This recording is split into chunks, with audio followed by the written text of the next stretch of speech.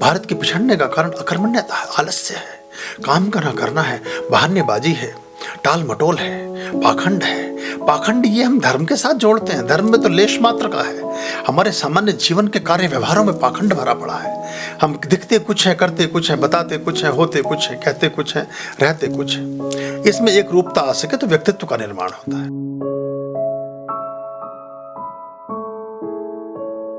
कि मकर संक्रांति पर जो पतंगबाजी होती है उसमें चीन की डोर से लाखों पक्षी आहत और मृत्यु को प्राप्त हो जाते हैं। हम सबको अपने जीवन से यह डोर को और पतंगबाजी से दूर रखना चाहिए।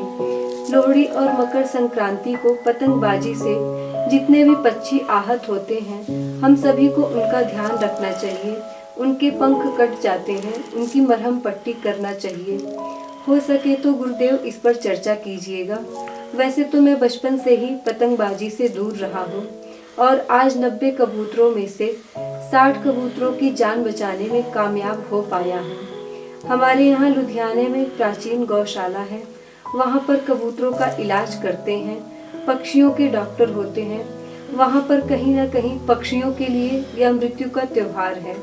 गुरुदेव, मेरी विनती है कि आप इस पर चर्चा अवश्य करें। मनुष्य का त्योहार तो होता है, परंतु पक्षियों के लिए हमेशा मृत्यु का त्योहार होता है, चाहे वह दिवाली हो, चाहे पतंगबाजी का त्योहार हो। उत्तर भारत में सभी जगह यह पतंग उड़ाई जाती है। कृपया मार्गदर्शन करें गुरुदेव। बहुत सुंदर संदेश तुम्हारा। हमने भी हमेशा इस बात की बात कही है लोगों से, संजीव खुश रहिए, कि ये अभी तो सिर्फ पक्षी नहीं, अभी मैं जानता हूँ मेरठ में एक व्यक्ति हैं, हमारे डिसाइपल हैं, वो उनकी जान जाते जाते बची। 5-6 साल पुरानी बात है। वो ये चाइनीज़ जो मांझा आता है, वो पूरा घर, वो स्कूटर से जा रहे थे, नहीं दिखा, रास्ते में किसी पेड़ से ऐसे कहीं इल्झा हुआ कुछ पड़ा था, वो पूरा उनकी गर्दन में फंसा, वो पूरी गर्दन लगभग कट गई थी। वो डॉक्टरों ने बड़ा उसमें टाँके वाँके लगा के किस तरह से करके उनकी जान बचाई है, वो बड़ा मुश्किल रहा। तो ये पतंगबाजी का भारतीय वाङ्मय में कहीं इतिहास नहीं है। आप कोई भगवान श्री कृष्ण को, भगवान श्री राम को, भगवान महावीर को, किसी भी गुरु आचार्य को, किसी हमारे मनीषी को, किसी भी आविष्कारक को जो भारतीय वो रहे, किसी कालिदास को, किसी तुलसीदास को, किसी सूर को, किसी मीरा को, किसी कबीर को कभी पतंग उड़ाते हुए नहीं देखेंगे ना। उनका कि पतंग का क्या वर्णन आता है। ये 16वीं शताब्दी से ये जब आक्रांता लुटेरे भारत आए तो बहुत सारे संदेशों के लिए इन्होंने पतंगों का इस्तेमाल किया, इन्होंने पक्षियों का इस्तेमाल किया कि उनके पंजों में संदेश लिख लिख करके भेजे और ये सब किया। तो जितनी बाजियाँ हैं, ये कबूतरबाजी, जितनी बाजी, शराबबाजी, बाजी सब खराब है। जिसके पीछे बाजी लगाए वो सब बेकार है। तो इससे बचना चाहिए, हम हमेशा मना करते हैं। और ये बारूद का भी, जब तक भारत नहीं आया तब तक हमारे बारूद नहीं था। गंधक और पोटास, ये जो अफ़गानिस्तान की कुछ केव्स हैं वहाँ से ये सबसे पहले इसके प्रयोग शुरू हुए। और उसमें बहुत लंबे समय तक हमारे मुग़लों के जो हमले थे और उनमें जो हमारे चित्तौड़ के और महाराणा प्रताप से लेकर के और हमारे बहुत सारे जो महान योद्धा थे, उनकी पराजय में इस बारूद का बहुत बड़ा एक योगदान रहा। या उनके संघर्षों में जिस तरह से वो पीछे हटे और लोगों ने धोखा दिया, उसमें बारूद की सुरंगों का और बारूद की तोपों का बड़ा योगदान रहा। बारूद भारत की देन नहीं थी, क्योंकि हम ऐसा दुर्गंध और ऐसी चीज़ों में कभी बिलीव नहीं करते थे। तो ये, और सारे बनाने वाले वही लोग हैं जो जिनका आपके धर्म से कोई ताल्लुक नहीं है। और अलग अलग तरह की पतंगे, अलग तरह की चीज़ें बनने लगी हैं। हनुमान जी का चित्र बना रखा है, किसी का चित्र बना रखा है। इस सबसे बचने की आवश्यकता है और इतनी ढलवागिरी की जरूरत नहीं। बात पक्षियों की नहीं, बहुत लोगों को मैं जानता हूँ जो आपचक में गिर के, छतों से गिर के बच्चे अपने हाथ पाँव तुड़वा लेते हैं। किसी का सिर फट जाता है, बहुत मर भी जाते हैं। अगर पूरे देश का आंकड़ा निकालेंगे तो सैकड़ों की संख्या हो जाती है ऐसे लोगों की। अब अखबार देखेंगे, इस सबको बंद करने की ज़रूरत है। ये हमारे यहाँ की परंपराओं का कभी हिस्सा नहीं रहा। ये फिल्मों में इसको प्रमोट किया गया और उस तरह से इन चीज़ों को किया गया, ये कभी हमारे इतिहास में नहीं मिलती। आपको कहीं मिले तो मुझे शेयर कीजिएगा। किसी वाङ्मय में अगर आपको पतंगबाजी का, किसी मंत्र में पतंग का जिक्र आता हो। ये पतंग का शब्द ही हमारा नहीं है एक्चुअली। तो ये पतंग जो है ये पतंगा से बना है। पतंगा बनता है अग्नि का, जो वो छूटता है उसको पतंगा बोलते हैं। तो ये बहुत अच्छा नहीं है। और हम हमेशा मैं आपको बताऊं, मुझे कोई बाजी नहीं आती। ये कंचेबाजी, गुलेलबाजी, फलाना, कबूतरबाजी, पतंगबाजी, मैंने मैं भी नहीं किया। मैंने ये, जिस तरह बच्चे सारे खेल खेलते थे, मैं अपनी किताब में पढ़ता था, मुझे कोई खेल आता ही नहीं है।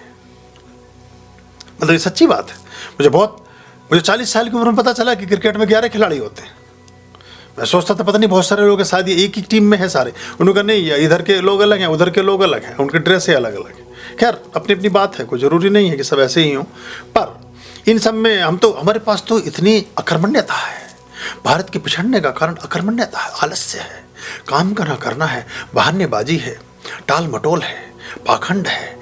पाखंड ये हम धर्म के साथ जोड़ते हैं, धर्म में तो लेश मात्र का है। हमारे सामान्य जीवन के कार्य व्यवहारों में पाखंड भरा पड़ा है। हम दिखते कुछ हैं, करते कुछ हैं, बताते कुछ हैं, होते कुछ हैं, कहते कुछ हैं, रहते कुछ हैं।